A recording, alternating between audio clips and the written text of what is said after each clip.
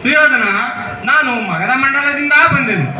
ಏನು ಹೇಳಲಿ, ಭೀಮನಿಗೂ ಜರಾಸಂಧನಿಗೂ ಮಲ್ಲ ಯುದ್ಧವಾಯಿತು. ಆಹಾ, ಏನು ಸಾಮರ್ಥ್ಯ, ಏನು ಕೌಶಲ್ಯ!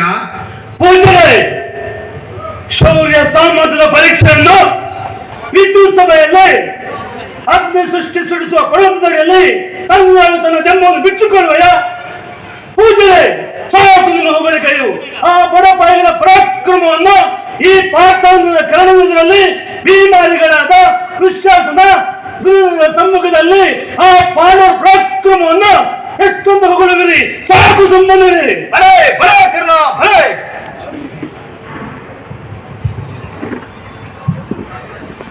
ಯಾವ ಯಾಗ ಯಾರು ಮಾಡುವರು?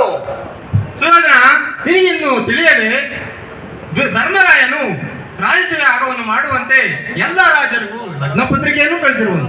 ನಿನಗಿನ್ನು ತಿಳಿಯದೆ? ಪೂಜ್ಯರೇ, ಮಹಾವೀರರ ಯಾಗಪತ್ರವು ಬಾರದಿದ್ದರೆ ಸಂಕಟವೇ. ಮಹಾವೀರರ ಯಾಗಪತ್ರವು ಬಾರದಿದ್ದರೆ ಸಂಕಟವೇ. ಕುರುಕುಲ ಜಾತಿಗೆ ವೈಭವಕ್ಕಿನ್ನು, ಕುರುಕುಲ ಜಾತಿಗೆ ವೈಭವಕ್ಕಿನ್ನು ನನ್ನ ಪರಾಕ್ರಮ ಏನುವುದು, ನನ್ನ ಪರಾಕ್ರಮ ಏನುವುದು, ನನ್ನ ಪರಾಕ್ರಮ ಏನುವುದು. ಬರೇ ಬರೇ ಕರ್ಣ, ಬರೇ. ಪೂಜ್ಯರೇ, ಇಂತಹ ಚಾಳು ಹುಡುಗರು ಮಾಡುವ ಹೋಮ ಯಾಗ ಯಜ್ಞಗಳು ಬ್ರಾಹ್ಮಣರ ಮನೆಯ ಸ್ಥಿತಿಸ್ಥಾಪಗಳಿದ್ದಂತೆ ಚಕ್ರ ಅನ್ನ ಸಂತರ್ಪಣೆಯ ಆಹ್ವಾನ ಪತ್ರಿಕೆಯನ್ನು ಗಮನಿಸಲು ಹೊಟ್ಟೆಗಿಲ್ಲದೆ ವನವಾಸ ಮಾಡುವ ಆ ಬಡಪಾಯಿಗಳಿಗೆ ಅದರ ಚಿಂತನೆ. ಅಂತ ಪತ್ರಗಳು ಮುಹೂರ್ತ ಕಾಲದಲ್ಲಿ ಸಹಸ್ರಾರ ಬಂದು ಪಾಲನೆಗಳು. ಈ ಯಾಗಪತ್ರವು ಅತಿಶಯವೆಂದು ಗಮನಿಸಲು ಯಾರು? ಬರೇ ಕರ್ಣ, ಬರೇ ಬರೇ.